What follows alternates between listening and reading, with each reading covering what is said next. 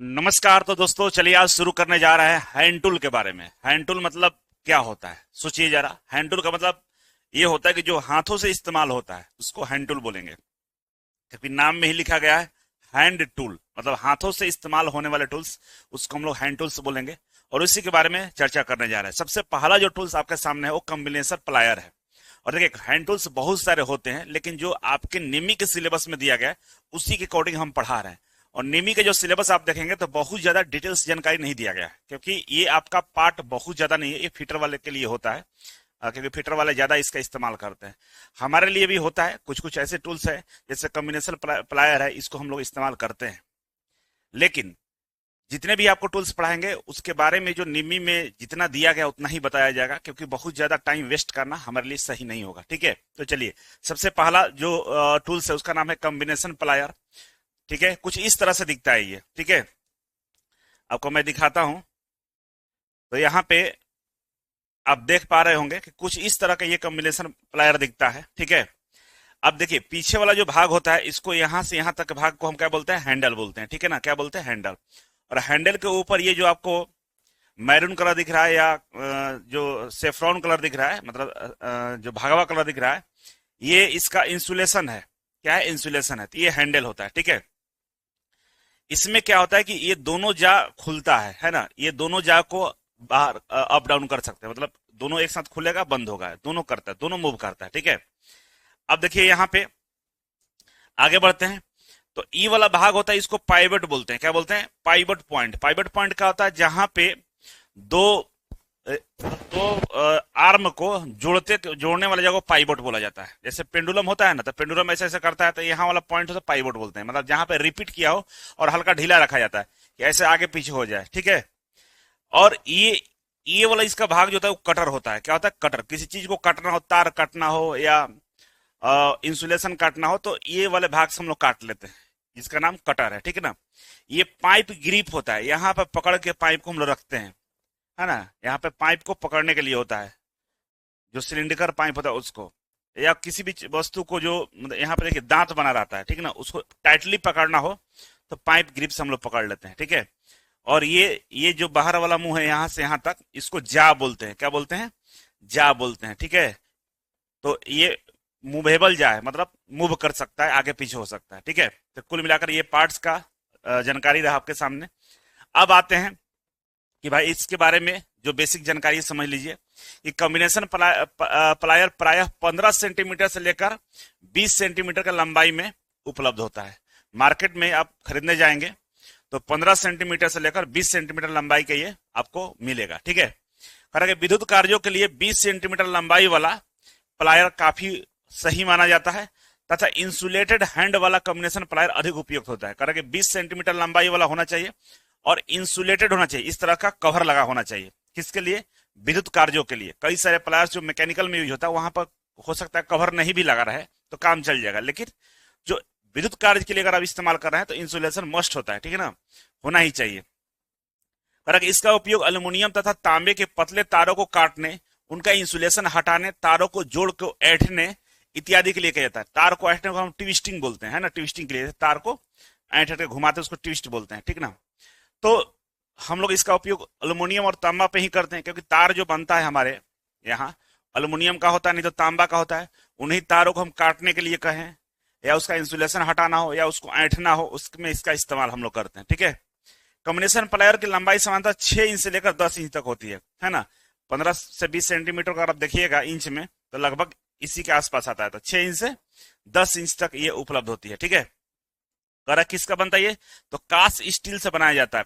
और यही इंपॉर्टेंट है, आपको अगर किसी के बारे में पूछेगा तो ये तो जानकारी पूछ सकता है, लेकिन सबसे ज्यादा पूछने के जो चांस होते हैं इसके मटेरियल के बारे में पूछता है कि किस मटेरियल का बना होता है, तो बताना होगा कास्ट स्टील का बना रहता है। ठीक है, नेक्स्ट है हमारे सामने साइड कटिंग प्लायर, है ना। नाम क्या है, साइड कटिंग प्लायर। कहां इस्तेमाल करते हैं, तो करेंगे साइड कटिंग प्लायर को फ्लैट नोज प्लायर या डायगोनल कटिंग प्लायर भी कहा जाता है।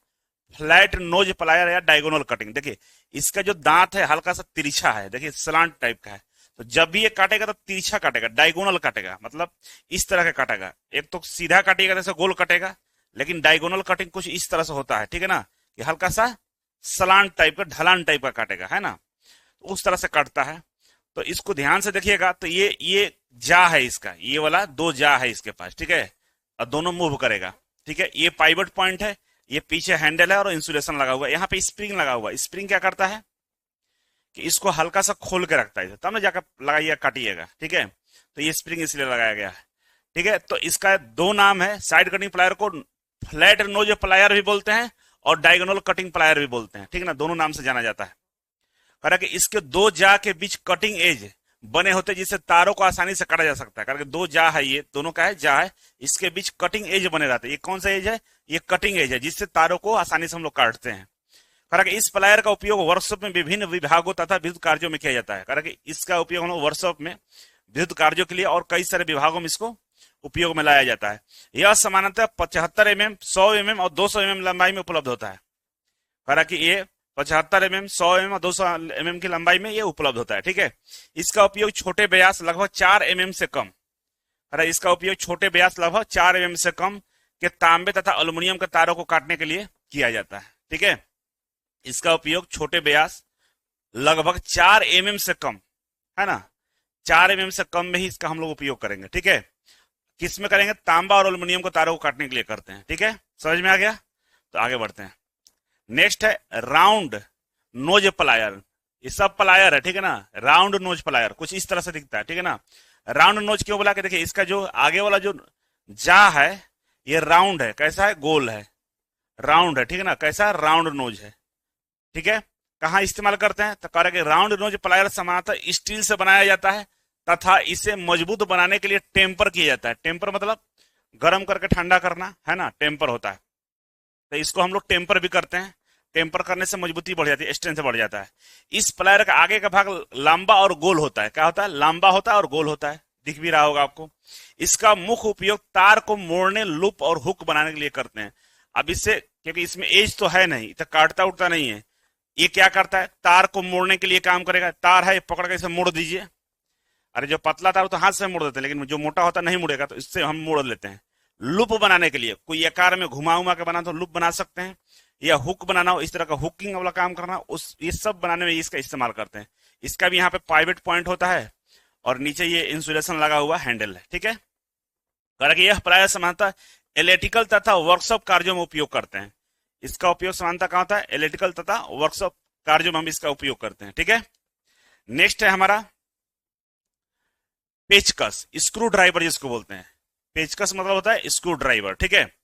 अब स्क्रू ड्राइवर में समझ लीजिए इसके पार्ट्स के बारे में। आगे वाला जो ये टिप होता है ना, इसको तो टिप बोलते हैं। सबसे आगे वाला को क्या बोलते हैं? टिप बोलते हैं, TIP, टिप।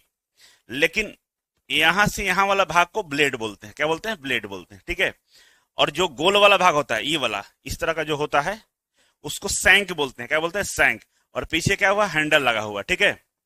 अब जो टिप होता है या ब्लेड होता है वो अलग अलग शेप में होता है। कुछ टिप इस तरह का भी होता है, कुछ फ्लैट भी होता है, ठीक है ना, इस तरह का होता है।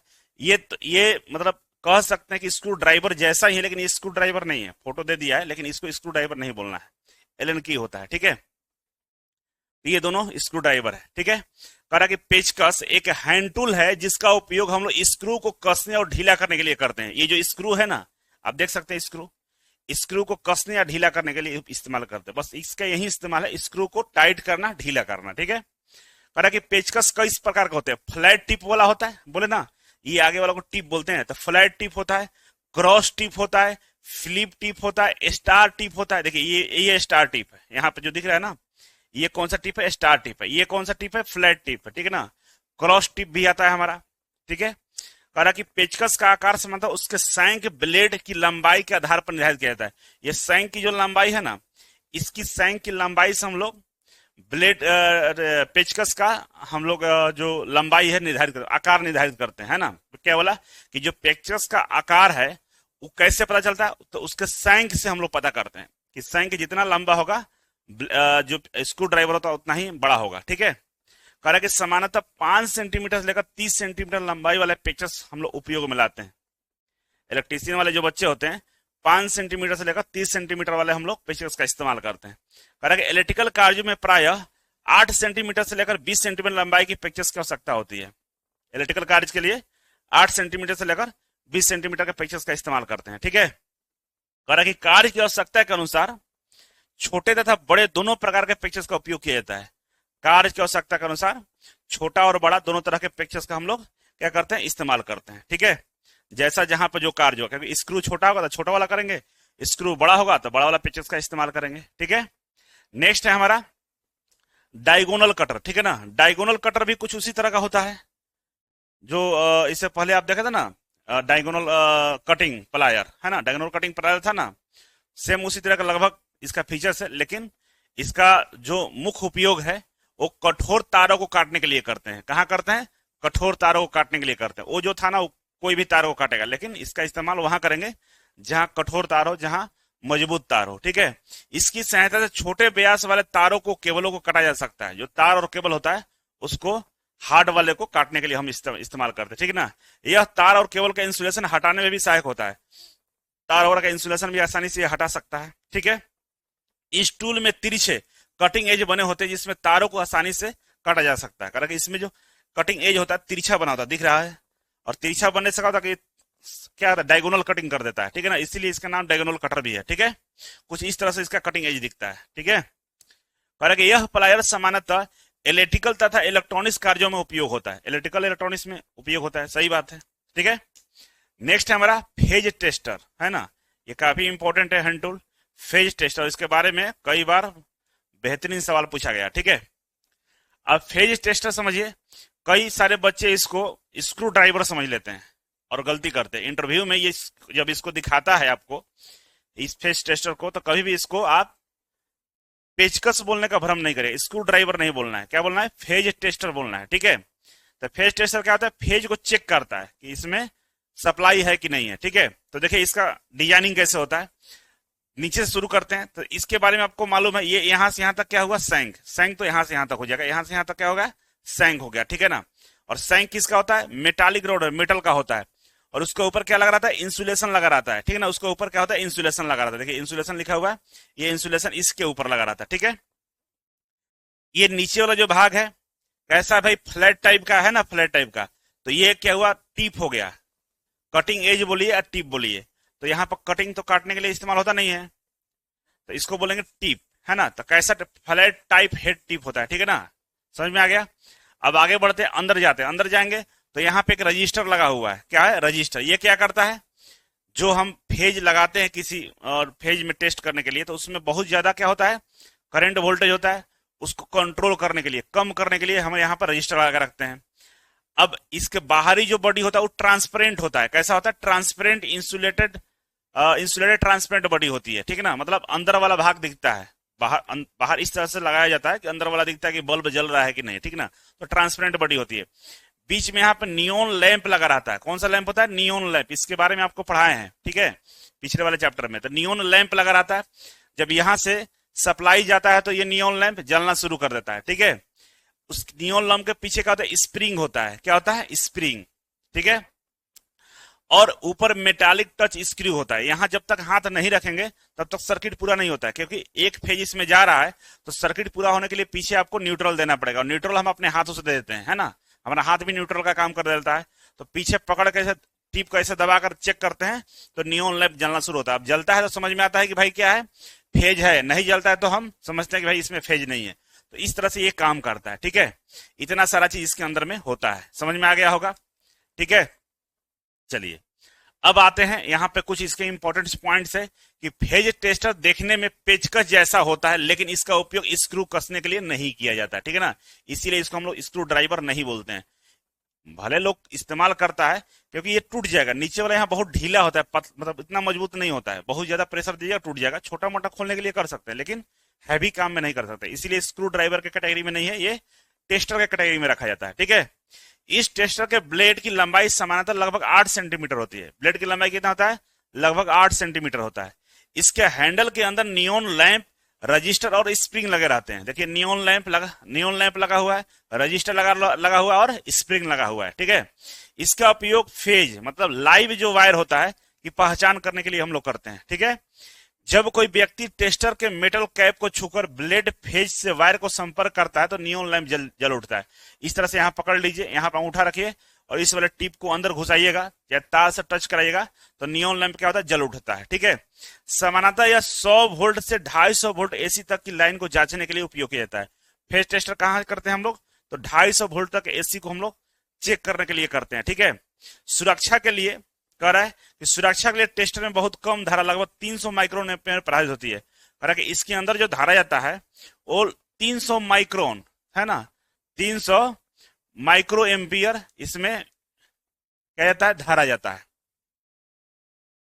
माइक्रो एम्पियर धारा जाता है। कितना, 300 एम्पियर, 300 माइक्रो एम्पियर धारा जाता है। तो बहुत कम धारा इसके अंदर में जाता है। यहाँ पर तो 250 वोल्ट रहेगा, ये तो टच करेगा किससे, 250 वोल्ट से टच करेगा, लेकिन इसके अंदर जो धारा जाती है वो लगभग 300 माइक्रो एम्पियर जाती है। ठीक है, तो कहीं पूछेगा तो आप इसको बताना होगा। ठीक है, नेक्स्ट है हमारा,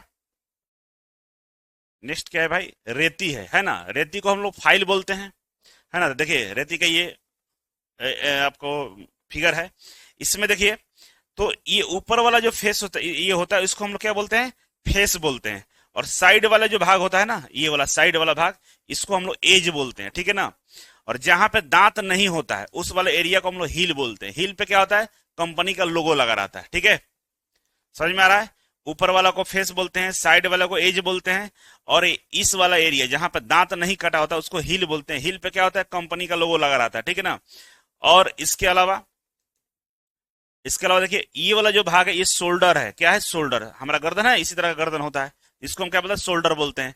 और ये पीछे लकड़ी का हैंडल होता है। क्या होता है, हैंडल होता है। और हैंडल फटे नहीं। और इस रेती के जो पीछे वाला टैंग है, मतलब पीछे वाला जो इस तरह का होता है ना, जो लकड़ी के अंदर जाता है, ये वाला, इसको टैंग बोलते हैं। टैंग को बढ़िया से कस के पकड़ने के लिए ऊपर हम फेरुल लगा देते हैं। वो लोहे का जो स्टील का होता है उस पर लगा रहता है कि हैंडल फटे नहीं, और इसका जो टैंग है रेती का उसमें जाए तो उसको बढ़िया से पकड़ के रखे। ठीक है, तो इतना सारा चीज इसके अंदर में होता है। ठीक है ना। और बाहर वाला, ये वाला सबसे बाहरी किनारा होता है, उसको टिप बोलते हैं। जैसे पेचकस के जो बाहर वाला था उसको टिप बोल रहे थे ना, इसमें भी हम टिप बोलते हैं। ठीक है, एक बात और है इसमें कि जो रेती होता है ना, तो रेती कभी बराबर लंबाई की नहीं होता है। इधर से नीचे की तरफ जाइएगा ना तो ये पतला होता जाता है। कैसा होता है, पतला होता जाता है। ठीक है ना, है ना। इसकी मोटाई चौड़ाई कम होती जाती है। तो ये कितना होता है, तो भाई इस जो टेपर भाग होता है 1/3 होता है। कितना होता है, 1/3 टेपर होता है। लगभग 33% ये टेपर हो जाता है। मतलब यहां से यहां तक सीधा आएगा, यहां के बाद क्या था, टेपर होना शुरू होगा, धीरे धीरे पतला हो जाएगा। तो कितना था, 1/3। ठीक है, और जो ये यहां से अगर एंगल निकालिएगा तो यहाँ पे एक एंगल बनता है, क्योंकि ये पतला हो गया नीचे ना, तो एंगल यहाँ थीटा बनेगा। इस थीटा को हम लोग बोलते हैं विश्राम कोण। क्या बोलते हैं, विश्राम कोण बोलते हैं, जो 30 से 35 डिग्री के बीच में होता है। ठीक है, तो ये रेती के बारे में जानकारी था। चलिए अब इसके इंपॉर्टेंट पॉइंट को हम लोग देख लेते हैं। ठीक है, पहला पॉइंट है कि यह एक मुख्य हैंड कटिंग टूल है जिसका उपयोग धातु की सतह को घिसकर समतल आकार देने के लिए हम लोग करते हैं। क्या करता है, ये मेटल को रिमूव करता है ना। क्या करता है, किसी सरफेस से मेटल को हटाने के लिए हम लोग इसका इस्तेमाल करते हैं, है ना। इसका मतलब हुआ धातु की सतह को घिसने के लिए। हालांकि यह सामान्यतः हाई कार्बन स्टील का बना रहता है। किसका बना रहता है, हाई कार्बन स्टील का, नहीं तो टूल स्टील का बना रहता है। टूल स्टील क्या है, एक पदार्थ है, मटेरियल है स्टील का ही। ठीक है ना। तो दो चीजों से बनता है, हाई कार्बन स्टील और टूल स्टील से। ठीक है, हालांकि फाइल के टैंक को छोड़कर बाकी भाग को हार्ड और टेम्पर किया जाता है। टैंक कौन है, ये जो लकड़ी के अंदर जो घुसा हुआ फाइल का भाग है उसको टैंक बोलते हैं। क्या बोलते हैं, उसको टैंक बोलते हैं।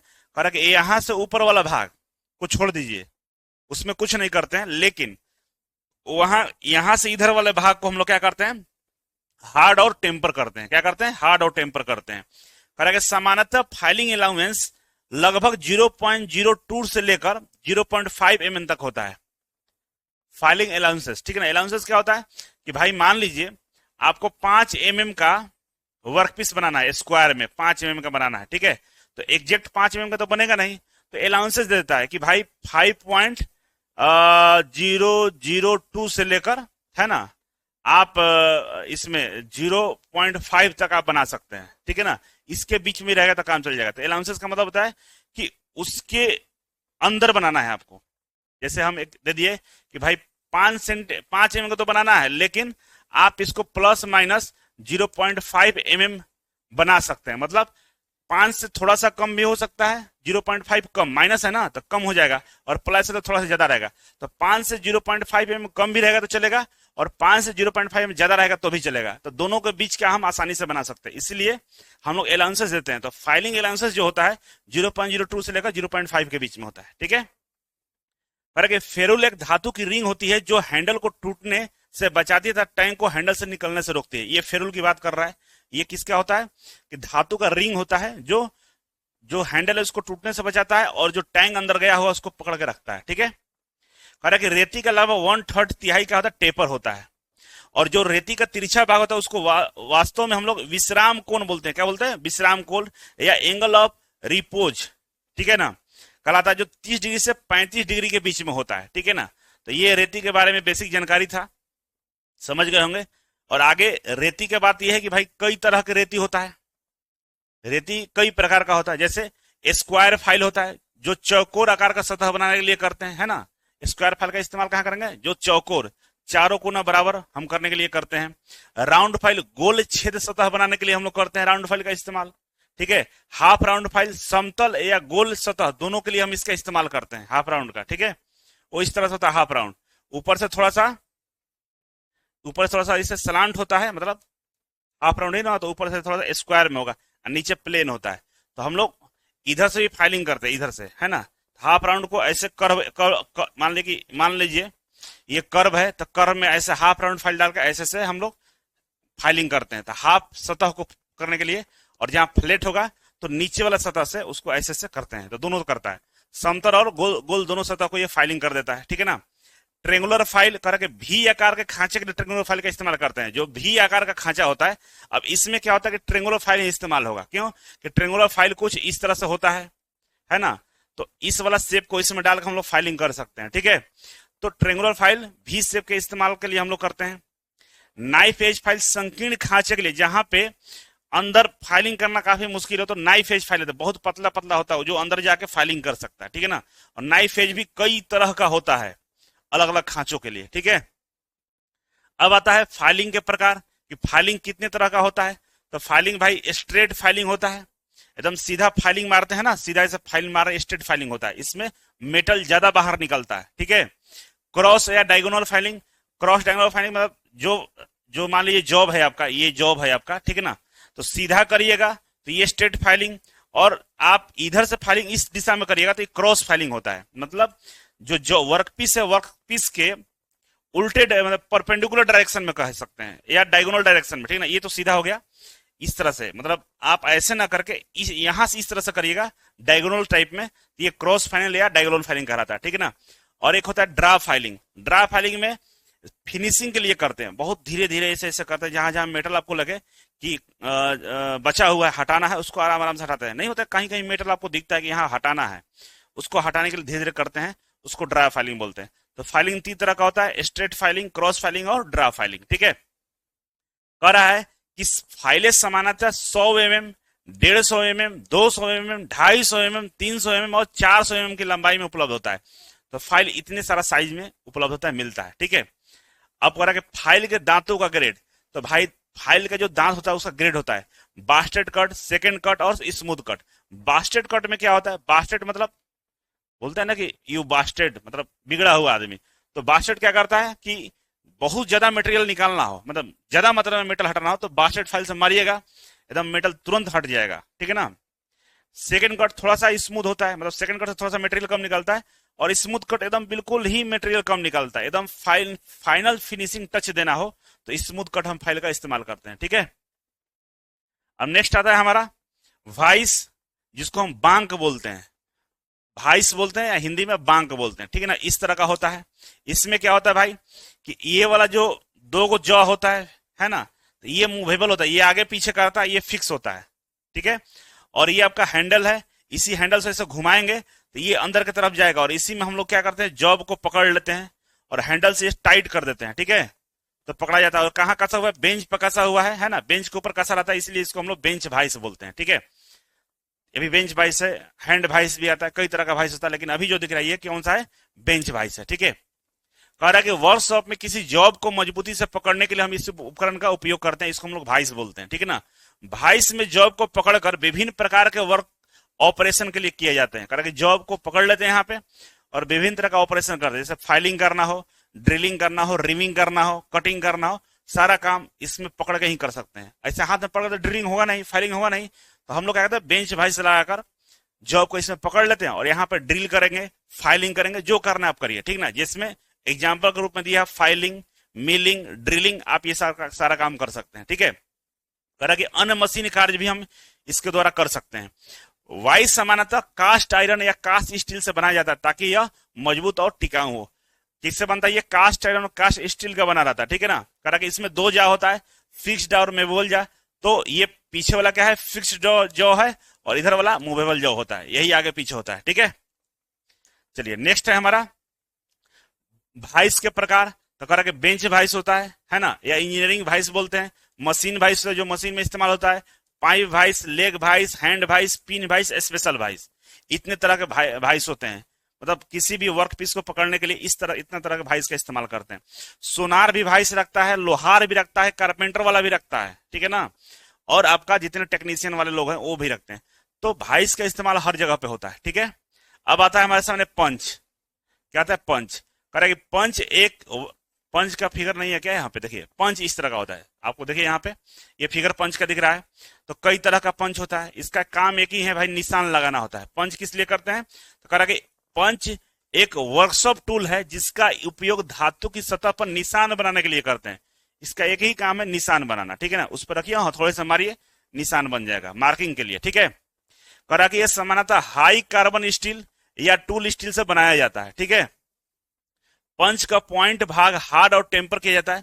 नीचे वाला जो पॉइंट भाग होता है ना, ये वाला पॉइंट भाग, इसको हार्ड और टेम्पर करते हैं और ऊपर से हथौड़े से मारते हैं, तो क्या होता है? पंचिंग हो जाता है, ठीक है, ताकि यह मजबूत रहे। कह कि इसकी बॉडी प्रायः गोल या अष्टभुजाकार होती है। इसकी बॉडी कहते हैं अष्टभुजाकार होती है या गोल होती है, दोनों में से कोई एक होता है, ठीक है।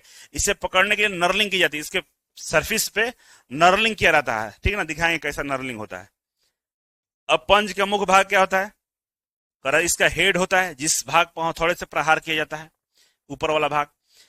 बीच में कहता है बॉडी होता है पकड़ने के लिए, और नीचे पॉइंट्स होता है जो पंचिंग के लिए हम इस्तेमाल करते हैं, ठीक है। अब यहां पर देखिए करें कि पंच के प्रकार, तो सेंटर पंच होता है, डॉट पंच होता है, प्रिक पंच होता है, ऑटोमेटिक सेंटर पंच होता है, सॉलिड पंच, हेलो पंच, पिन पंच, बेल पंच, इतने तरह के पंच होते हैं। यहाँ पर सबका नाम दिया है, देखिए ऑटोमेटिक सेंटर पंच ये वाला हो गया, ये प्रिक पंच है, ये स्ट्रेट पंच है, ये पिन पंच है, अलाइनिंग पंच है, सेंटर पंच है और ड्रिफ्ट पंच है। इतने तरह के पंच होते हैं, आपके सामने दिख भी रहा होगा, ठीक है।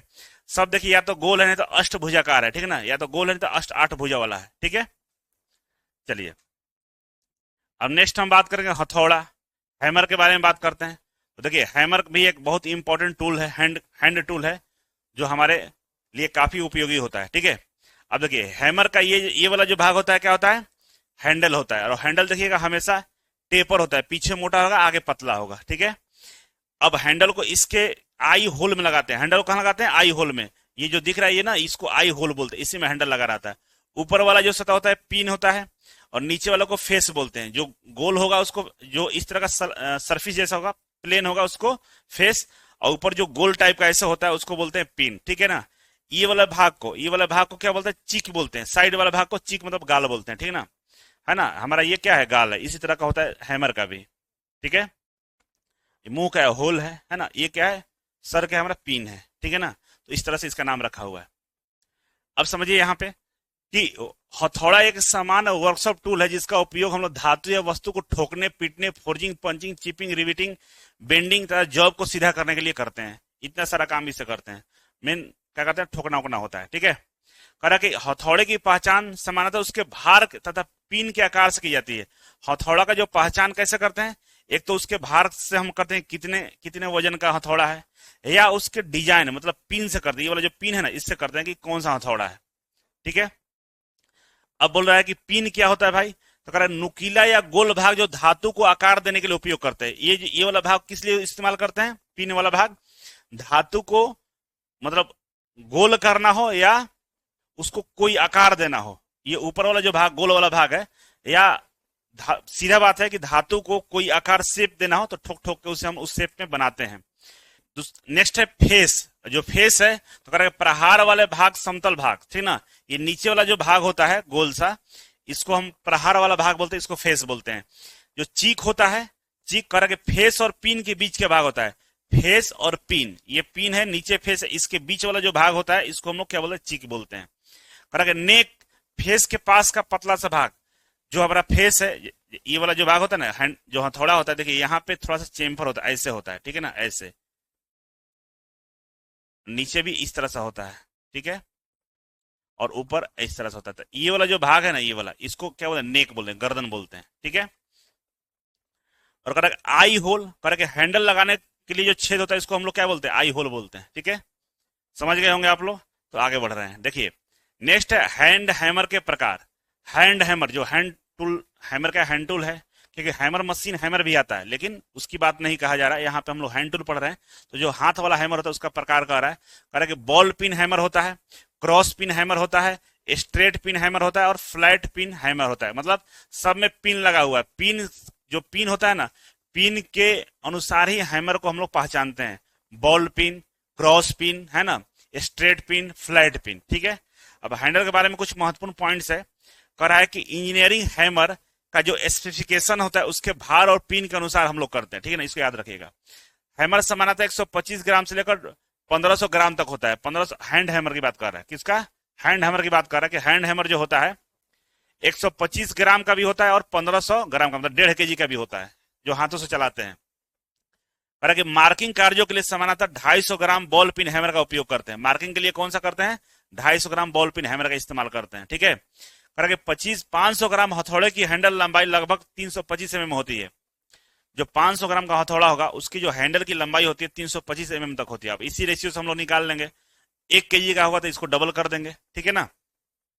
हथौड़े की स्ट्राइकिंग फेस हार्डनेस लगभग 49 से 56 RSC होता है। हथौड़ा जैसे पीटते हैं जिस तरफ से, तो जो नीचे वाला फेस है, चाहे ऊपर वाला जो पिन है, उसको हार्डनेस किया जाता है। तो हार्डनेस का जो रेंज है कह रहा है वो 49 से लेकर 56 RSC तक होती है, ठीक है। नेक्स्ट है हमारा कि सावधानियां, हैमर का इस्तेमाल करते समय क्या क्या सावधानी रखना चाहिए उसके बारे में है कि पूर्ण प्रहार के लिए हथौड़े को हैंडल के अंतिम सिरे तक पकड़ना चाहिए। बढ़िया चोट मारने के लिए हैंडल का जो पीछे वाला सिरा है ना, वहां पकड़ना चाहिए, ठीक है। यदि हथौड़े का फेस फैलकर मशरूम आकार का हो जाए तो उसे ग्राइंड करके ठीक करना चाहिए। और बार बार ठोकिएगा तो हैंडल का, हैमर का जो फेस होता है ना, वो मशरूम आकार का हो जाता है, फैल जाता है।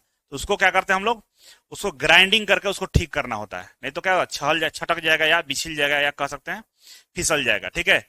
हमेशा काम के अनुसार सही प्रकार का हथौड़ा चुनना चाहिए। काम के अनुसार आपको सही प्रकार का हथौड़े का चुनाव करना अति आवश्यक होता है, ठीक है।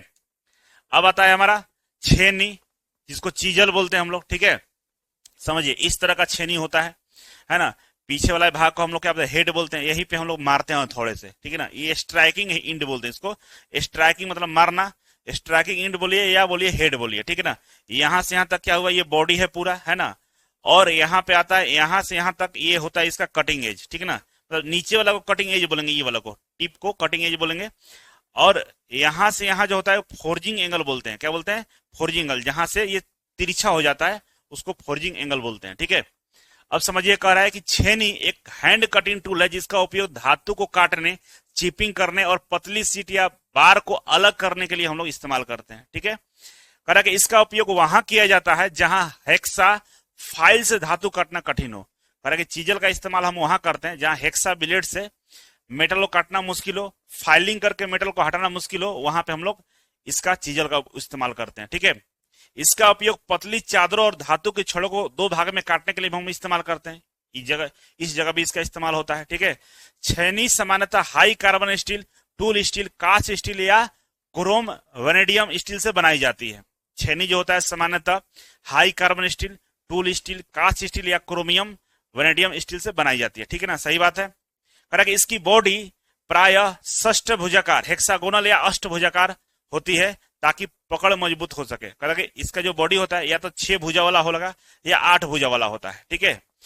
ऐसा क्यों होता है, क्योंकि ये रोल नहीं करे, है ना, लुढ़के नहीं, या दूसरा बढ़िया से ये पकड़ा जा सके, पकड़ने में कोई परेशानी ना हो। छेनी के प्रकार होता है तो कहता है कि छेनी 2 प्रकार का ऐसे होता है, एक हॉट चीजल और एक कोल्ड चीजल। हॉट चीजल किसको बोलते हैं, तो गर्म धातु को काटने के लिए जो प्रयोग करते हैं उसको हॉट चीजल बोलते हैं। कोल्ड चीजल किसको बोलते हैं? तो कह रहा है कि ठंडी धातु को काटने के लिए, चिपिंग के लिए जो उपयोग करते हैं उसको कोल्ड चीजल बोलते हैं। ठीक है, पॉइंट कटिंग एंगल समझिए, कह रहा है कि छेनी का जो कटिंग एंगल होता है 30 से लेकर 70 डिग्री के बीच में होता है। नीचे वाला जो होता है ना एंगल, कटिंग एंगल, ये नीचे वाला देखिए, ये जो ये यही तो है कटिंग एज है, और कटिंग एज के साथ ये जो एंगल बना हुआ है इसको कटिंग एंगल बोलेंगे। ठीक है ना, तो इसी के बारे में कह रहा है कि जो कटिंग एंगल होता है छेनी का वो 30 से 70 डिग्री के बीच में होता है। ठीक है, कठोर धातु के लिए कटिंग एंगल अधिक रखा जाता है। अगर धातु कठोर हो, है ना, हार्ड हो, उसको काटना हो तो कटिंग एंगल हम ज्यादा रखते हैं। ठीक है, नरम धातु के लिए हम लोग कटिंग एंगल कम रखते हैं। ठीक है, इस तरह से इसके बारे में जानकारी दिया गया। अब छेनी के प्रकार क्या है भाई? ठंडी छेनी के प्रकार, टाइप्स ऑफ कोल्ड चीजल। जो कोल्ड चीजल होता है, हॉट चीजल और कोल्ड चीजल दो होता है, तो कह रहा है कोल्ड चीजल के प्रकार कह रहा है। देखिए यहाँ पे कोल्ड चीजल के प्रकार है flat chisel, cross cut chisel, half round chisel, diamond point chisel. तो ये नाम जो है ना इसके शेप के अनुसार दिया गया है। जैसे देखिए डायमंड पॉइंट चीजल है ना, तो इसका देखिए डायमंड का आकार का आपको दिखेगा, ये डायमंड जैसा दिख रहा है ना, ये पॉइंट जो है कैसा दिख रहा है? डायमंड जैसा, इसके लिए इसका नाम है डायमंड पॉइंट चीजल। ठीक है ना, उसी तरह से हम बात करें कि round nose chisel, round nose chisel है, देखिए यहाँ इसका जो नोज है कैसा है? राउंड आकार का है, इसलिए इसका नाम राउंड चीजल पड़ गया। ठीक है ना, कैप चीजल है ये, कैप चीजल, तो इसका जो आगे वाला जो भाग है कैसा? कैप जैसा है। ठीक है ना, कोल्ड चीजल कुछ इस तरह का स्क्वायर में दिखता है। ठीक है, तो इसके शेप के अनुसार इसका नाम दे दिया गया है। ठीक है, यहाँ भी कटिंग पॉइंट एंगल की बात करा कि छेनी का कटिंग एंगल कितना 30 से 70 के बीच रखना चाहिए। कठोर धातु काटने के लिए कटिंग एंगल अधिक रखा जाता है। ठीक है ना, नरम धातु के लिए कम रखते हैं। सेम पॉइंट यहाँ भी रिपीट हो गया। ठीक है, चलिए अब आते हैं हम लोग ड्रिल और ड्रिलिंग मशीन। अब क्या है? ड्रिल और ड्रिलिंग मशीन। देखिए ड्रिल और ड्रिलिंग मशीन के बारे में समझिए। तो ये ऊपर जो वाला घूम रहा है इसको ड्रिलिंग मशीन बोलेंगे। अभी इसके पीछे बहुत सारा मशीन मतलब मैकेनिज्म होता है, केवल उसके जो सैंक होता है उसको दिखाया गया है ड्रिल का। तो ड्रिल मशीन ऊपर वाला भाग होता है, और ये जो नीचे आपको देखिए धातु के अंदर घुसा हुआ है, ये इसको ड्रिल बोलते हैं। ठीक है ना, क्या बोलते हैं? ड्रिल बोलते हैं। समझ में आ रहा है? तो ड्रिल और ड्रिलिंग मशीन नहीं होता है। ये नीचे वाला भाग जो लेथ मशीन है, लेथ मशीन में क्या होता है कि ये वर्क पीस है। ठीक है ना, ये वर्क पीस क्या होता है? घूमता है अपने जगह पर, ये अप डाउन नहीं करता है। ठीक है ना, वर्क पीस घूमता है और ड्रिल हमारा शांत रहता है, ड्रिल नहीं घूमता है। लेथ मशीन में क्या होता है कि इस वाले भाग में ड्रिल लगा रहता है। ये देखिए सामने ड्रिल लगा हुआ है, ये घूमता घूमता नहीं है, सीधा रहता है। ठीक है ना, और वर्कपीस घूमता है हमारा। ठीक है, जबकि इसका उल्टा हम बात करें ड्रिलिंग मशीन में, तो यहाँ पे ड्रिल घूमता है और वर्कपीस शांत रहता है। देखिए यहाँ वर्कपीस रखा हुआ, ये नहीं घूम रहा है। कौन घूम रहा है? ड्रिल घूम रहा है। यहाँ पे वर्कपीस घूम रहा है, ड्रिल शांत है, ड्रिल नहीं घूमता है। ठीक है ना, तो ये दोनों अंतर होते हैं। ठीक है ना, किसमें? ड्रिल मशीन और लेथ में, ये आपको बताना होगा। ठीक है, बाकी बहुत सारा इसमें इसको टूल स्टॉक बोलते हैं, ड्रिल चक बोलते हैं। ये ड्रिल चक है, इसमें ड्रिल लगा हुआ है। ये चक है ना, 3 जा चक, 4 जा चक होता है। ये इलेक्ट्रिशियन वाले बच्चों के लिए इस्तेमाल नहीं होता है, इसलिए बहुत ज्यादा इसके बारे में बताना सही नहीं है। ठीक है, अब समझते हैं यहाँ पे कि ड्रिल एक इंड कटिंग टूल है जिसका उपयोग धातु या अन्य सामग्री में छेद बनाने के लिए करते हैं। ड्रिल क्या है? इंड कटिंग टूल है ना। इंड कटिंग टूल का मतलब भाई अंतिम तक काट देगा ये। ठीक है, जब काटना शुरू करेगा तो आर पार कर सकता है।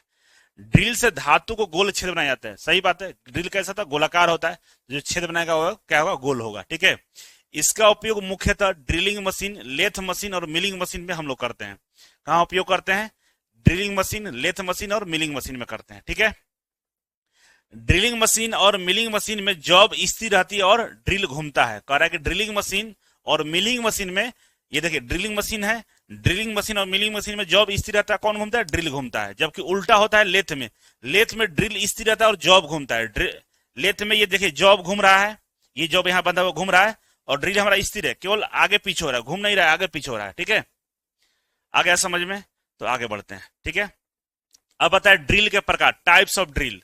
ठीक ना, तो ड्रिल इसको बोलते हैं, देखिए अभी सामने आपको देखा ये ड्रिल है, और ये जिसमें लगता है उसको ड्रिलिंग मशीन बोलते हैं। ठीक है ना, तो ड्रिल में देखिए इधर वाला जो भाग होता है इसको सैंक बोलते हैं। क्या बोलते हैं? सैंक बोलते हैं। ठीक है, और यहां से यहां तक, यहां से लेकर यहां तक, टिप तक, ये होता है फ्लूट लेंथ। फ्लूट लेंथ होता है। ठीक है ना, फ्लूट किसको बोलते हैं? जो चिप का निकलने का रास्ता होता है ना उसको फ्लूट बोलते हैं। यहीं से चिप बाहर निकलता है, किसी भी मेटल को काटेगा तो उसका चिप बनता है। चिप कैसे निकलता है? तो फ्लूट से होकर क्या होता है? चिप बाहर निकलता है, उसको हम लोग फ्लूट बोलते हैं। ठीक है, और ऊपर वाला जो ये भाग होता है जो ऊपर का उभरा हुआ रहता है उसको लैंड बोलते हैं, मतलब सतह बोलते हैं। ये सतह रहता है जो ऊपर उभरा हुआ रहता है, और ये खाला यहाँ अंदर की तरफ धंसा हुआ रहता है, तो धंसा हुआ भाग है उसको फ्रूट बोलेंगे, उभरा हुआ भाग को लैंड बोलते हैं, ठीक है ना। अब समझिए, ये यहाँ पे होता है कटिंग, मतलब लिप एंगल बोलते हैं, कटिंग लिप। यहाँ कटिंग लिप ये हो ना, कौन सा, ये वाला इसको बोलेंगे कटिंग लिप। कटिंग लिप और लिप एंगल भी होता है, ठीक है। और आपका ये चीजल एज बोला, ये चीजल एज है, ये वाला को चीजल एज बोलते हैं, इधर वाला को लिप, कटिंग लिप बोलते हैं, ठीक है ना। तो इस तरह से बेसिक जानकारी आपको यहाँ दिया गया है। तो कह ड्रिल का प्रकार कितना होता है, तो फ्लैट ड्रिल होता है, स्ट्रेट फ्रूट फ्रूट ड्रिल होता है, ट्विस्ट ड्रिल होता है। ये सबसे अधिक इस्तेमाल हम लोग किसका करते हैं, ट्विस्ट ड्रिल का। ये ट्विस्ट ड्रिल है, ठीक है ना, सबसे ज्यादा इस्तेमाल ट्विस्ट ड्रिल होता है। वैसे फ्लैट ड्रिल और स्ट्रेट फ्रूट ड्रिल भी हमारे सामने उपलब्ध होते हैं, ठीक है। अब ट्विस्ट ड्रिल जो सबसे अधिक इस्तेमाल होता है उसके बारे में पढ़ना है। क्या पढ़ना है भाई, करके यह आजकल सबसे अधिक उपयोग होने वाला आधुनिक ड्रिल है, ठीक है ना। इसमें हेलिकल ग्रुप्स फ्लूट्स बने होते हैं। ये जो फ्लूट्स बना हुआ कैसा है, हेलिकल है ना। हेलिकल मतलब इस तरह का हो, उसको हेलिकल बोलते हैं। तो हेलिकल ग्रुप्स बना रहता है। ड्रिलिंग के समय कटिंग चिप आसानी से बाहर निकल जाते हैं, कारण जब ड्रिलिंग करते हैं उस समय कटिंग चिप्स क्या होता है, आसानी से बाहर निकल जाता है, ठीक है ना।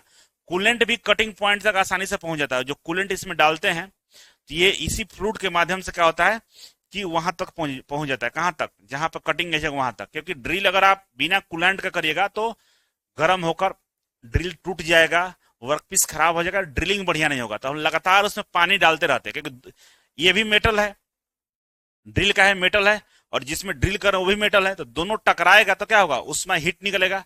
उसको ठंडा रखना जरूरी होता है, तब जाकर बढ़िया कटेगा। तो हम लोग लगातार उसमें कहते हैं ये जो कुलांट है ना, कुलांट मतलब पानी उनी डालते रहते हैं, तेल डालते हैं, पानी पानी का इस्तेमाल ज्यादा होता है, पानी लगातार उस पर पड़ते रहता है, ठीक है। अब कह रहा है कि जो ड्रिल होता है ये हाई कार्बन स्टील का होता है या हाई स्पीड स्टील का होता है। एचएसएस का ज्यादा होता है, ठीक है ना। ऐसे हाई कार्बन स्टील भी होता है, लेकिन सबसे ज्यादा हाई स्पीड स्टील से ही बनाया जाता है, ठीक है। अब हेलिक्स एंगल क्या होता है समझिए, यहाँ पे ये ड्रिल है, ठीक है ना। अब ड्रिल के जो नीचे वाला भाग है, ये इसको हम लोग पॉइंट बोलेंगे। तो इससे जो हमारा एंगल बनता है ना, इससे जो हमारा एंगल बनता है इसको बोलते हैं पॉइंट एंगल, ठीक है। और ड्रिल के बीचों बीच ये हमारा एक्सिस हो गया। इस एक्सिस पे अगर एक लाइन ऐसे खींचते हैं है ना, फ्लूट के साथ में, तो ये जो एंगल होता है उसको हेलिक्स एंगल बोलते हैं, ठीक है ना। तो पॉइंट एंगल और हेलिक्स एंगल समझ में आ गया होगा, ठीक है। और यहाँ पे जो होता है उसको लीप एंगल बोलते हैं। यहाँ वाला क्या होता है, लीप एंगल होता है। क्या होता है, लीप एंगल, ठीक है। अब समझिए यहाँ पे कह रहा है कि ड्रिल के एक्सिस के साथ फ्लूट जिस कोण पर बने होते हैं उसको हेलिक्स एंगल बोलते हैं। कारण ड्रिल का ये एक्सिस है, इसी एक्सिस के साथ जो फ्लूट्स बना होता है जिस एंगल पे, उसको बोलते हैं हेलिक्स एंगल, ठीक है। कारण फ्लूट्स एंगल या रैक एंगल भी सो कहते हैं। इसका नाम क्या होता है, रैक एंगल या फ्लूट्स एंगल भी बोलते हैं। मतलब फ्लूट्स एंगल बोलिए या रैक एंगल या हेलिक्स एंगल बोलिए, तीनों नाम एक ही है, ठीक है। कारण सामान्यतः हेलिक्स एंगल लगभग 27.5 डिग्री होता है। हेलिक्स एंगल कितना होता है, ये वाला लगभग 27.5 डिग्री होता है। कितना होता है, 27.5 डिग्री होता है। यह ड्रिल के व्यास के अनुसार बदल जाता है। ड्रिल जितना मोटा होगा उसके अनुसार इसमें चेंज परिवर्तन होते रहता है, ठीक है। अब यहाँ पे दिया है टाइप। एच टाइप का जो हमारा ट्विस्ट ड्रिल होला वो हार्ड मेटल के लिए वो बनता है। किसके लिए बनता है, हार्ड मेटल के लिए। एन टाइप वाला नॉर्मल मेटल के लिए, और एस टाइप वाला सॉफ्ट मेटल के लिए। ये याद रखिएगा कि एस टाइप जो ड्रिल होता है किसके लिए होता है, हार्ड मेटल के लिए। एन टाइप तो नॉर्मल मेटल के लिए, और एस टाइप सॉफ्ट मेटल के लिए होता है, ठीक है। इसको याद रखना होगा। अब आते हैं हम लोग नंबर साइज ड्रिल पे कि भाई जो ड्रिल का साइज होता है किस तरह का होता है। तो कह रहा है कि नंबर ड्रिल 1 से लेकर 80 तक होता है। जो ड्रिल का नंबर होता है 1 से लेकर 80 तक होता है, ठीक है ना। नंबर 1 जो ड्रिल होता है सबसे बड़ा होता है, वो होता है 0.0228 इंच का होता है, ठीक है ना। लगभग 5.791 mm का होता है, ठीक है। कह रहा है कि जो 80 नंबर का जो ड्रिल होता है सबसे छोटा होता है, जो 0.0135 इंच का होता है या 0.35 mm का होता है, ठीक है। इसके बाद कह रहा है इसे वायर गेज सीरीज भी कहा जाता है। इसको क्या कहते हैं, वायर गेज सीरीज, क्योंकि वायर गेज भी इसी तरह का होता है ना, मतलब इसी तरह का सीरीज में होता है। तो ड्रिल भी हमारा इसी तरह का सीरीज में होता है, ठीक है। अब आता है ड्रिलिंग मशीन। देखिए ये रहा ड्रिलिंग मशीन। अभी तक हम लोग पढ़ रहे थे इस वाले ड्रिल के बारे में पढ़ रहे थे, ठीक है ना। अब ये जो ड्रिल लगता है ये चक में लगता है, और चक हमारा ड्रिलिंग मशीन से जुड़ा रहता है, ठीक है ना। ड्रिलिंग मशीन में क्या होता है, पीछे एक मोटर लगा रहता है, और ये मोटर एक बेल्ट के थ्रू इस वाले स्पिंडल के साथ जुड़ा रहता है। मोटर स्टार्ट होगा तो ये बेल्ट घूमना शुरू करता है और स्पिंडल को घुमाना शुरू करता है, ठीक है। और ये जो होता है वर्क टेबल है। क्या है, वर्क टेबल है। यहीं पे बेंच वाइस लगा रहता है, और बेंच वाइस के ऊपर यहाँ पे हम लोग क्या करते हैं, जॉब को कस देते हैं, और ऊपर से ड्रिल आकर ड्रिलिंग करना शुरू करता है, ठीक है ना। अब जो ये टेबल है, टेबल को ऊपर नीचे करने के लिए रैक और पिनियन गियर का इस्तेमाल करते हैं। तो हैंडल को ऐसे तो घुमाएंगे तो टेबल ऊपर जाएगा और नीचे जाएगा। तो टेबल को एडजस्ट करते हैं हम लोग जॉब के अनुसार। मान लीजिए जॉब बड़ा है तो टेबल को नीचे करेंगे, जॉब छोटा है तो टेबल को ऊपर करेंगे। तो एडजस्टमेंट के लिए यहाँ पर दिया रहता है, ठीक है। ये जो 3 हैंडल दिख रहा है आपको, ये वाला, इसका हाथों से ऐसे पकड़ते हैं और इसके नीचे से हल्का सा प्रेशर देके हम ड्रिलिंग करते हैं, ठीक है ना। समझिए इस बात को, आप देखे होंगे हर जगह। ये जो 3 हैंडल आपको दिख रहा है ना, इसको क्या कहते हैं, हाथों से पकड़कर ऐसे ऐसे हल्का हल्का घुमाते हैं तो ड्रिल नीचे जाकर उसमें टच करता है और ड्रिलिंग करना शुरू करता है।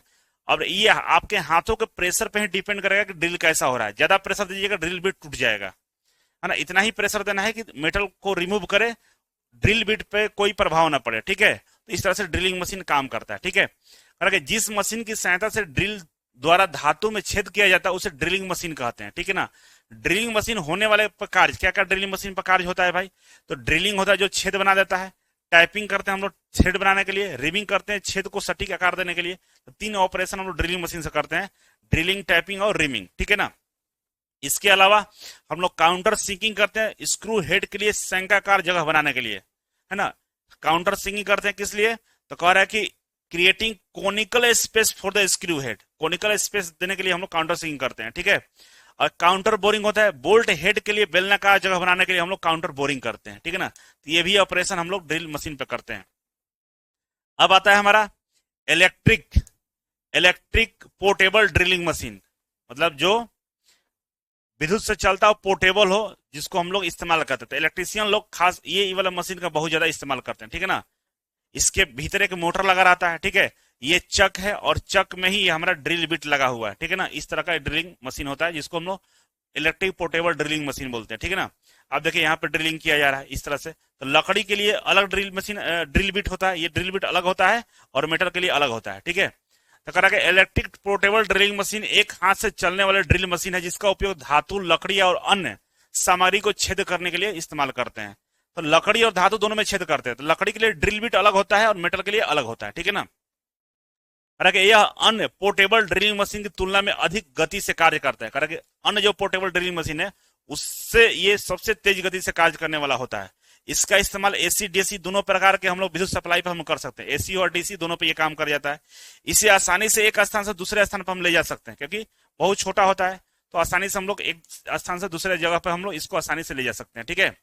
अब कह रहा है प्रकार, तो कह रहा है कि प्रकार में देखिए यहाँ पे 2 प्रकार है। एक light duty portable drilling machine है, लाइट में छोटा है, इसका वोल्टेज 110 से 220 वोल्ट के रेंज में होता है, ठीक है ना। ड्रिल का अधिकतम जो व्यास होता है 12 mm तक ये ड्रिल करने में सक्षम होता है। कौन सा? लाइट ड्यूटी वाला। और हैवी ड्यूटी मतलब जो भारी वाला पोर्टेबल ड्रिलिंग मशीन है, इसका वोल्टेज रेंज 220 से 250 वोल्ट के बीच में होता है, ठीक है। और कह रहा है कि इसकी जो अधिकतम व्यास है लगभग 25 mm तक के होल करने में लिए सक्षम होता है, ठीक है। अब उपयोग कहाँ करते हैं? तो धातु, लकड़ी इत्यादि में छेद बनाने के लिए करते हैं। मरम्मत कार्य, रिपेयरिंग में भी हम इसका इस्तेमाल करते हैं। रिपेयरिंग में कहाँ करेंगे? तो फिटिंग और निर्माण कार्य में हम इसका इस्तेमाल करते हैं, ठीक है। अब आता है pneumatic drilling machine. Pneumatic drilling machine क्या होता है भाई? करा कि न्यूमेटिक ड्रिलिंग मशीन वह मशीन है जो कंप्रेस्ड एयर से द्वारा चलाई जाती है। कंप्रेस एयर के द्वारा जो चलाया जाता है उसको न्यूमेटिक ड्रिलिंग मशीन बोलते हैं। इसका विशेषता क्या है कि यह बिना बिजली के भी कार्य कर सकता है। भाई कंप्रेस एयर से जो ड्रिलिंग मशीन चलाता है उसको बिजली की आवश्यकता क्या है? वो कंप्रेस एयर से क्या करेगा? आपको ड्रिल बिट को घुमा देगा, ठीक है ना। इसका उपयोग उन स्थानों पर किया जाता है जहां बिजली उपलब्ध नहीं होती है, या पेट्रोल पंप, गैस, जहां विस्फोट होने वाली जगह हो, वहां पर बिजली का इस्तेमाल नहीं करके हम लोग न्यूमेटिक वाला से करते हैं, जिससे क्या होता है कि हमारा काम सुरक्षित तरीके से हो जाता है, ठीक है ना। उपयोग कहां करेंगे? माइनिंग वाला जहां पर काम होता है वहां पे, सड़क निर्माण में या भारी निर्माण में हम इसका इस्तेमाल कर लेते हैं, ठीक है। आइए अब हम लोग पढ़ेंगे माइक्रोमीटर के बारे में, है ना। किसके बारे में पढ़ेंगे? माइक्रोमीटर के बारे में। समझिए माइक्रोमीटर हम इस्तेमाल क्यों करते हैं। एक प्रिसीजन मेजरिंग इंस्ट्रूमेंट है। क्या है? प्रिसीजन मेजरिंग इंस्ट्रूमेंट है, जो बहुत सूक्ष्म मापी यंत्र है। सूक्ष्म मापी यंत्र, बहुत mm में चीजों को मेजर करना हो तो हम लोग इसका इस्तेमाल करते हैं, ठीक है ना। तो लिखा हुआ क्या है कि माइक्रोमीटर एक अत्यंत सूक्ष्म मापन यंत्र है जिसका उपयोग हम लोग किसी वस्तु की मोटाई, व्यास इत्यादि को बहुत अधिक सटीकता के साथ मापने के लिए इस्तेमाल करते हैं, ठीक है। तो आइए इसके बात को समझते हैं। ये निकला हुआ भाग होता है, इसको स्पिंडल बोलते हैं, ठीक है ना। और इधर वाला को एनविल बोलते हैं। ये वाला जो भाग है एनविल है, स्पिंडल है। इसी के बीच में किसी वस्तु को डाल देते हैं और उसके अनुसार यहाँ पे रीडिंग देखते हैं, ठीक है ना। यहाँ पे रीडिंग देखते हैं। रीडिंग दो तरीके से यहाँ दिखता है। ये वाला भाग को हम लोग बोलते हैं बैरल, बैरल या स्लीव बोलते हैं, क्या बैरल और स्लीव, है ना। इस वाले भाग को यहाँ पे क्या होता है, स्केल लगा होता है, इसको मेन स्केल भी कहते हैं, ठीक है ना। एक स्केल यहाँ लगा होता है, इसको थिम्बल बोलते हैं, थिम्बल में भी स्केल बना होता है, ठीक है ना। इस पे एमएम में होता है और एमएम को 50 भागों में इस पे डिवाइड किया जाता है, 50 भी होता है 45 भी, अब डिपेंड करता है कि किस तरह का है, ठीक है ना। तो यहाँ पे एमएम में है और यहाँ पे एमएम को भी कई भागों में डिवाइड किया जाता है, ठीक है, जिसको जो थिम्बल के ऊपर में होता है, ठीक है ना। पीछे होता है रैचेट स्टॉप। क्या होता है रैचेट स्टॉप, कि जब यहाँ पे जॉब हमने लगा दिया है और इसको ऐसे से घुमा के जब ये जो स्पिंडल है इसमें टच करेगा, तो अगर इसको घुमाएगा तो चटर चटर की आवाज आता है, चट चट की आवाज आता है, तो समझते हैं कि भाई हमारा जो स्पिंडल और एनविल के बीच में जॉब बढ़िया से पकड़ा गया है। मान लीजिए जॉब बढ़िया से टच किया है कि नहीं किया है, कैसे पता चलेगा। मान लीजिए हल्का सा टच किया है तो रीडिंग तो गलत आ जाएगा। तो हम लोग क्या करते हैं, एनविल को स्पिंडल को आगे बढ़ा के इसको पकड़ लेते हैं और पीछे से इसको घुमा के चेक करते हैं। जब चटर चटर की आवाज आती है तो समझ लीजिए कि ये हमारा सही से पकड़ लिया, ठीक है। यहां से यहां जो नीचे की तरफ होता है इसको फ्रेम बोला जाता है। क्या होता है, फ्रेम। और ये जो फ्रेम होता है 0 से 25 mm के बीच में होता है, बड़ा भी होता है, ठीक है ना। क्योंकि फ्रेम में जगह नहीं हो तो जॉब कैसे पकड़िएगा, बड़ा जॉब हो तो इसमें आएगा ही नहीं, तो इस तरह से यहाँ फ्रेम रहता है, ठीक है ना। और इस वाला एरिया को हम लोग मेजरिंग फेस बोलते हैं, मतलब यहीं पे तो मेजर करते हैं हम लोग, ठीक है। तो ये बेसिक इसके बारे में जानकारी है, ठीक है। अब आते हैं कि इसका लिस्ट काउंट। लिस्ट काउंट इसका तो सबसे कम कितना ये मेजर कर सकता है, लिस्ट काउंट इसका कितना होता है। तो कह रहा है कि किसी माप यंत्र द्वारा मापी जा सकने वाले सबसे छोटी माप को लिस्ट काउंट बोलते हैं। लिस्ट काउंट पूछता है इससे कि लिस्ट काउंट कितना होता है, अभी आपको बताएंगे, लेकिन समझ लीजिए कि लिस्ट काउंट किसको बोलते हैं। तो सबसे कम कितना मेजर कर सकता है उसको लिस्ट काउंट बोलते हैं। और लिस्ट काउंट इसका जो होता है माइक्रोमीटर का 0.01 mm होता है। मैट्रिक सिस्टम में कितना होता है, 0.01 mm। और ब्रिटिश सिस्टम की हम बात करें तो 0.001 इंच होता है। इंच में पूछेगा तो 0.001 इंच होता है, ठीक है। लिस्ट काउंट निकाल भी सकते हैं pitch by total division on thimble. Pitch जितना है और total division on thimble, thimble पर कितना डिवीजन है उससे हम भाग करते हैं तो पिच हमारा निकल जाता है, ठीक है। कह रहा है कि माइक्रोमीटर का सिद्धांत क्या होता है, तो माइक्रोमीटर नॉट और bolt screw and nut principle पर कार्य करता है। किस पर करता है, नॉट और वोल्ट। नॉट और वोल्ट पे थ्रेड होता है, उस पर इसे घुमाते हैं तो नट ऊपर की तरफ जाता है। इसमें भी वही सिस्टम है, इसको घुमाते हैं तो जो स्पिंडल है आगे की तरफ जाता है, तो अंदर थ्रेड कटा रहता है। तो नॉट और वोल्ट प्रिंसिपल पे ये काम करता है ना, नॉट और वोल्ट प्रिंसिपल पे ये काम करता है, ठीक है। इसके बारे में यही जानकारी है। इसके अलावा इसमें होता यह है कि भाई माइक्रोमीटर के प्रकार, तो कह रहा है कि माइक्रोमीटर सिस्टम के आधार पर अगर देखा जाए तो मैट्रिक्स वाला माइक्रोमीटर होता है और ब्रिटिश वाला होता है। तो हम लोग मैट्रिक्स वाला ही इस्तेमाल करते हैं इंडिया में, ब्रिटिश वाला करता है, इंच में वो बताता है ना जी, और हम मैट्रिक्स में एमएम में चेक करते हैं, ठीक है। और फंक्शन के आधार पे, तो फंक्शन के आधार पे आउटसाइड माइक्रोमीटर होता है, इनसाइड माइक्रोमीटर होता है और डेप्थ वाला माइक्रोमीटर होता है। इनसाइड, आउटसाइड और डेप्थ, ये फंक्शन के आधार पर हो गया, ठीक है। अब माइक्रोमीटर का जब हम इस्तेमाल करते हैं तो इसमें एरर आ जाता है। एरर समझ रहे हैं ना, एरर एरर क्या होता है समझिए। कह रहा कि ये जो है हमारा स्लीव है, या इसको हम लोग बैरल बोलते हैं, है ना, और ये वाला भाग थिम्बल होता है, ठीक है। स्लीव का 0 और थिम्बल का 0 दोनों आपस में जब नहीं मिलता एक लाइन पे, तो हम बोलते हैं कि भाई हमारा इसमें 0 एरर है। क्या है, 0 एरर। जब दोनों नहीं मिलेगा तब, अभी दोनों मिल रहा है इसलिए नो एरर है, इसमें एरर नहीं है, क्योंकि दोनों मिल रहा है तो नो 0 एरर है। नहीं मिलेगा तो एरर आ जाता है, तो इसको 0 एरर बोलते हैं। 0 एरर कब बोलते हैं, जब दोनों 0 आपस में नहीं मिलता तब 0 एरर बोलते हैं। कह रहा है कि जब एनविल और स्पिंडल को मिलाने पर स्लीव और थिम्बल 0 लाइन नहीं मिलती है तब इसको हम लोग 0 एरर कहते हैं, ठीक है। इसको ठीक करने के लिए सी स्पेनर, है ना, और हुक स्पिनर से स्लीव और थिम्बल के 0 लाइन को एडजस्ट करते हैं। सी स्पिनर और हुक स्पिनर से हम लोग इसके 0 को ठीक करते हैं, मतलब इसको एडजस्ट करते हैं, ठीक है। अब समझिए दो तरह का एरर होता है, एक पॉजिटिव एरर होगा, एक निगेटिव एरर होगा। तो यहां पर समझिए पॉजिटिव एरर किसको बोलते हैं, ठीक है ना। तो पॉजिटिव एरर कह रहा है कि थिम्बल की 0 लाइन, जो थिम्बल है इसका 0 लाइन स्लीव की डॉटम लाइन से नीचे दिखाई देती है, तो इसे पॉजिटिव 0 एरर कहते हैं, है ना। देखिए यहाँ पे 0, ये हमारा स्लीव का 0 है, थिम्बल का 0 यहाँ है, मतलब इतना आगे बढ़ गया है नीचे, मतलब स्लीव के 0 लाइन से नीचे जाता है उसको पॉजिटिव 0 बोलते हैं। क्यों, क्योंकि अधिक हो गया है ना जी। मतलब आना चाहिए यहाँ पे, आ गया यहाँ पे तो आगे बढ़ गया, इसको पॉजिटिव जीरो एरर बोलते हैं। क्या बोलते हैं? Positive zero error. तो आगे आ गया तो इसको पीछे लाना, तो क्या करेंगे? तो हम घटाएंगे, है ना? क्या करेंगे? घटाएंगे। तो कैसे घटाएंगे? करेक्ट, करेक्ट रीडिंग क्या आएगा इसका? अगर हम एक्चुअल में यहाँ आना चाहिए जीरो, आ गया यहाँ पे, तो यहाँ पे जीरो आएगा, तो एक्चुअल रीडिंग कितना आएगा कैसे निकालेंगे? तो जो हमने ऑब्जर्व किया है रीडिंग, अभी हमने जो रीडिंग ऑब्जर्व किया है, या इस वाले जीरो के माध्यम से जो हमारे पास रीडिंग आया है, वो रीडिंग अब प्लस में पॉजिटिव जीरो एरर, कितना ये आगे गया उसको घटा देंगे। मतलब जो रीडिंग आपको आया है, अभी जो रीडिंग आया वो रीडिंग, और उसमें से घटा देंगे कितना, कितना ये आगे निकल गया उसको घटा देंगे, तो ये जीरो घट के यहाँ पे आ जाएगा, तो हमारा करेक्ट रीडिंग मिल जाता है। ठीक है ना? तो इसको पॉजिटिव जीरो एरर बोलते हैं। और पूछेगा तो बताना होगा कि पॉजिटिव जीरो एरर उसको बोलते हैं जब स्लीप जो होता है, स्लीप का जो जीरो होता है, थिम्बल का जीरो नीचे चला जाए, मतलब नीचे मतलब आगे चला जाए, तो आगे जाएगा, तो हम लोग करेक्ट रीडिंग के लिए क्या करते हैं कि जो हमने रीडिंग मेजर किया है उसमें से कितना आगे गया उसको माइनस कर देते हैं, तो हमारा करेक्ट रीडिंग आ जाता है। तो इसको पॉजिटिव जीरो एरर बोलते हैं। ठीक है? अब आता है हमारा निगेटिव जीरो एरर। तो निगेटिव जीरो एरर में क्या होता है कि जीरो होता है पीछे छूट जाता है। देखिए यहाँ पे ये जीरो है स्लीव वाला, और थिम्बल का जीरो यहाँ रह गया है, तो पीछे रह गया, तो पीछे रह गया तो निगेटिव हो गया है। तो जो रीडिंग आपका आएगा वो तो कम आएगा, क्योंकि जीरो यहाँ होना चाहिए था इसी के सामने, तो जीरो पीछे रह गया तो रीडिंग आपका कम आएगा। तो सही रीडिंग के लिए क्या करेंगे, इसमें हम जोड़ देंगे। ठीक है ना? तो हमारा निगेटिव जीरो एरर होता है। तो क्या होता है? करेक्ट रीडिंग क्या होता है? ऑब्जर्व रीडिंग, जितना आपने ऑब्जर्व किया और कितना पीछे है, निगेटिव कितना है, तो जितना निगेटिव है तो उसको जोड़ देंगे, तो हमारा करेक्ट रीडिंग आ जाता है। ठीक है? इसीलिए कह रहा है कि थिम्बल की जीरो लाइन और स्लीप की डॉटम लाइन के ऊपर दिखाई देती है। स्लीप की जीरो लाइन जो होती है, थंबल की जो जीरो लाइन है वो स्लीप की जीरो लाइन से ऊपर दिखाई देती है, तो इसको निगेटिव जीरो एरर बोलते हैं। ठीक है ना? निगेटिव जीरो होने पर कुल रीडिंग में एरर को जोड़ देते हैं। निगेटिव जीरो एरर का अगर आ रहा है और उसको सही करना है, तो जितना निगेटिव है उतना क्या करेंगे, इसमें जोड़ देंगे, तो हमारा रीडिंग सही हो जाता है। ठीक है? अब आता है बैनियर कैलिपर। तो बैनियर कैलिपर भी क्या है? एक सूक्ष्म मापी यंत्र है ना? क्या है? सूक्ष्म मापी यंत्र है, लेकिन ये थोड़ा सा उससे कम वैल्यू रखता है। ठीक है ना? तो इसका जो लिस्ट काउंट होता है वो होता है हमारा 0.02 mm। कितना होता है? 0.02 mm इसका लिस्ट काउंट होता है, मतलब सबसे कम मेजरमेंट ये इतना कर सकता है। ठीक है? मैट्रिक्स में ये होता है। ठीक है ना?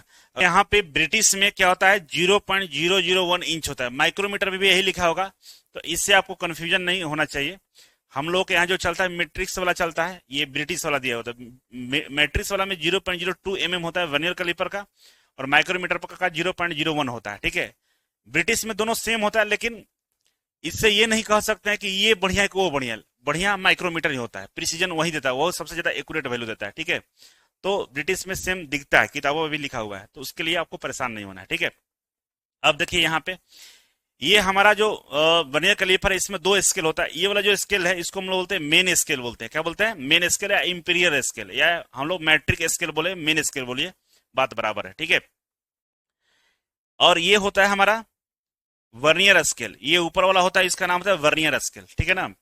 और ये वर्नियर स्केल इस स्केल पे स्लाइड करता है। कैसे स्लाइड करता है? जब यहाँ पे जॉब पकड़ेंगे, यहाँ पे जॉब पकड़ते हैं, तो इसको आगे पीछे करके जॉब को हम लोग क्या करते हैं? सेट करते हैं। सेट करने के बाद ये लॉक, इस लॉकिंग स्क्रू होता है, इसको ऐसे घुमा कर लॉक कर लेते हैं। लॉक करने के बाद हम रीडिंग को चेक करते हैं कि मेन स्केल पे कितना रीडिंग है और वर्नियर स्केल पे कितना रीडिंग है, उसको चेक करके हम लोग रीडिंग को निकालते हैं। ठीक है?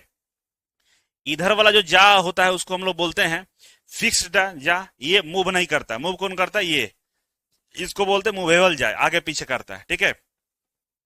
इधर वाला जो जॉब होता है वो एक्सटर्नल मेजरिंग के लिए होता है, बाहरी बाहरी जॉब का मेजरमेंट लेने के लिए होता है। जैसे ये माउस है, तो माउस का ये बाहरी वाला सतह को हम लोग अगर मेजर करना हो, तो हम यहाँ के इसके बीच में से लगा देंगे, तो पता चल जाएगा इसकी चौड़ाई कितनी है। और इधर होता है इंटरनल मेजरिंग के लिए। इंटरनल मेजरिंग मतलब अंदर वाला भाग को मेजर करने के लिए, जो हॉलो भाग होता है उसको इसमें से डालते हैं और इसको पीछे आगे करके हम सेट करके लॉक इसमें से टाइट कर देते हैं। तो इंटरनल रीडिंग के लिए ऊपर वाला होता है, और एक्सटर्नल बाहरी रीडिंग के लिए ये वाला होता है। ठीक है? ये पीछे देखिए, पीछे भी बाहर ये भाग निकल रहा है, तो डेप्थ मेजरिंग के लिए होता है। ठीक है ना? अगर गहराई मापना हो तो हम ये पीछे वाला को हम ऐसे डालेंगे उसमें अंदर में ना, इसको स्लाइड करके पीछे वाला को डालेंगे, और जितना ये इधर आएगा उतना यहाँ पे रीडिंग आपको दिखाई देगा, कितना रीडिंग है, कितना गहरा है। तो इससे हम लोग डेप्थ मेजरमेंट के लिए करते हैं, है ना? अगर गहराई मेजर करना हो तो इससे करते हैं, अंदर वाला मेजर करना तो इससे करते हैं, बाहर वाला किनारा इससे मेजर करते हैं। तो इस तरह से इसका हम इस्तेमाल करते हैं। ठीक है, अब आते हैं, कह रहा है कि वर्नियर कैलिपर्स एक सूक्ष्म मापन यंत्र है जिसका उपयोग किसी वस्तु की बाहरी माप, भीतरी माप तथा गहराई मापने के लिए करते हैं। 3 तरह के मेजरमेंट करते हैं इसमें एक साथ, इंटरनल, एक्सटर्नल और गहराई डेप्थ वाला। ठीक है, इसका आविष्कार पियर वर्नियर ने फ्रांस में 1630 में किया था। समझ लीजिए 1630 में ही वर्नियर कैलिपर का इस्तेमाल मतलब आविष्कार हो गया था, और नाम उन्हीं के नाम पर रखा गया हुआ है कि पियर वर्नियर ने इसका निर्माण किया था, उन्हीं के नाम पर ये रख दिया गया। ठीक है, लिस्ट काउंट कितना होता है इसका, तो 1 MSD मतलब मेन स्केल में से हम लोग वर्नियर स्केल को माइनस कर देते हैं तो लिस्ट काउंट आ जाता है। ठीक है, तो लिस्ट काउंट इसका 0.02 mm होता है। ठीक है, तो इस तरह से हम वर्नियर कैलिपर के बारे में ये बेसिक जानकारी आपको दिया गया, और ये एक्चुअली फीटर वाला ज्यादा यूज करते हैं। ठीक है ना, हमारे लिए कोई उपयोग वाला नहीं होता है। एक आता है हमारा जो वर्नियर कैलिपर डिजिटल वाला आता है, आपको कुछ इस पर कुछ नहीं दिखा, सीधे स्क्रीन होता है, इस पे दिखाई देता है। ठीक है ना, स्क्रीन पे दिखाई देता है। अब यहाँ पे देखिए कई सारा नाम लिखा गया, जो मैंने बताया वही सब चीज लिखा हुआ था, ज्यादा समझने की आवश्यकता नहीं है। मेन आते हैं इस पे कि एक फिक्स जा होता है, जो अभी बताया, जो स्थिर जबड़ा होता है, बाहरी और भीतरी माप के लिए होता है। ये नीचे ये होता है फिक्स जा। ठीक है ना, क्या होता है, फिक्स जा होता है। एक मूवेबल जा होता है, पीछे वाला क्या कहता है, ये स्लाइड करता है, जॉब को पकड़कर माप लेने में उपयोग किया जाता है। ठीक है ना, मेन स्केल, इस पर mm और इंच में निशान बने होते हैं। ये होता है मेन स्केल, इस पे किस में होता है, mm और इंच में निशान बने होता है। एक होता है वर्नियर स्केल, जो आपको बताया था ना, इसके ऊपर जो होता है ये वर्नियर स्केल होता है। यहाँ पे एलईडी लगा दिया है, लेकिन इसके ऊपर जो रहता है स्केल, उसको बोलते हैं वर्नियर स्केल। ठीक है, जिसको आगे पीछे करके हम लोग रीडिंग को निकालते हैं। ठीक है, तो इस तरह से ये इसमें इसका पार्ट दिया हुआ है। इसके अलावा कह रहा है कि इनसाइड मेजरिंग जा, अंदर का व्यास मापने के लिए हम लोग ऊपर वाला जो था ना इनसाइड वाला वो बताए थे। ठीक है ना, डेप्थ मापने के लिए, छेद या स्लॉट की गहराई मापने के लिए हम डेप्थ बीम या डेप्थ रॉड का प्रयोग करते, जो पीछे की तरफ था। ठीक है, लॉक स्क्रू, जब हम जॉब को मेजर कर लेते हैं तो स्क्रू से हम लोग उसको लॉक कर लेते हैं रीडिंग को, कि रीडिंग गड़बड़ ना हो। ठीक है, अब करके वर्नियर कैलिपर का उपयोग कहां करते हैं, तो बाहरी व्यास मापने के लिए करते हैं, भीतरी व्यास मापने के लिए करते हैं, स्लॉट्स की चौड़ाई मापने के लिए करते हैं, छेद की गहराई मापने के लिए करते हैं। 4 तरीके से इसका उपयोग हम लोग कर सकते हैं। ठीक है ना, वर्नियर कैलिपर का मटेरियल क्या होता है, तो कहता है कि आमतौर पर ये यूजुअली ये क्रोमियम स्टील से बना होता है। किससे बनता है, क्रोमियम स्टील या इन्वार स्टील से इसका निर्माण किया जाता है। ठीक है, अब पढ़ेंगे हम लोग इलेक्ट्रीशियन नाइफ, है ना। इलेक्ट्रीशियन वाले बच्चे चाकू भी रखते हैं, वो इलेक्ट्रीशियन चाकू होता है। क्या होता है, यह विशेष प्रकार का चाकू होता है जिसमें 2 ब्लेड होते हैं। जो पहला ब्लेड होता है तेज धार वाला होता है, क्या करता है, तारों का इंसुलेशन हटाने के लिए इस्तेमाल करते हैं। दूसरा वाला भी यही करता है, तारों का इंसुलेशन हटाने के लिए करता है, छोटा मोटा चीजों को काटने के लिए। ठीक है ना, इस टूल की समांतर लंबाई 8 सेंटीमीटर होती है। कितना होता है, 8 सेंटीमीटर होता है। इस तरह से आपको दिखाई देता है। ठीक है, नेक्स्ट है हमारा क्रीपिंग टूल। क्रीपिंग टूल देखिए इस तरह का क्रीपिंग टूल होता है। ये क्या करता है क्रीपिंग टूल भाई, तो केबल ज्वाइंटिंग के समय तार के सिरों पर लूग लगाने के लिए उपयोग होता है। केबल ज्वाइंटिंग के समय तार के सिरों पर लूग लगाने के लिए हम इसका इस्तेमाल करते हैं, तार के सिरों पर लूग लगाने के लिए। ठीक है, प्रेस उस करके दबाना होता है ना बढ़िया से।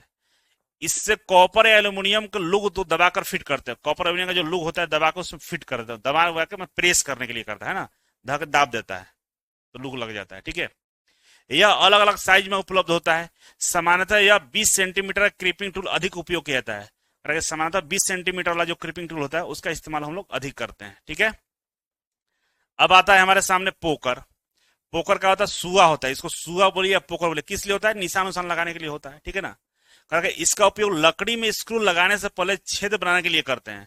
लकड़ी में स्क्रू लगाना था, डायरेक्ट स्क्रू तो फिट नहीं होगा, तो थोड़ा सा हल्का सा इसे दाब के एक होल छोटा सा बना देते हैं, या कहीं निशान बनाते हैं, और इसके बाद स्क्रू वहां फंस जाता है, इसके बाद छेद कर देते हैं। ठीक है ना, उसके लिए करते हैं।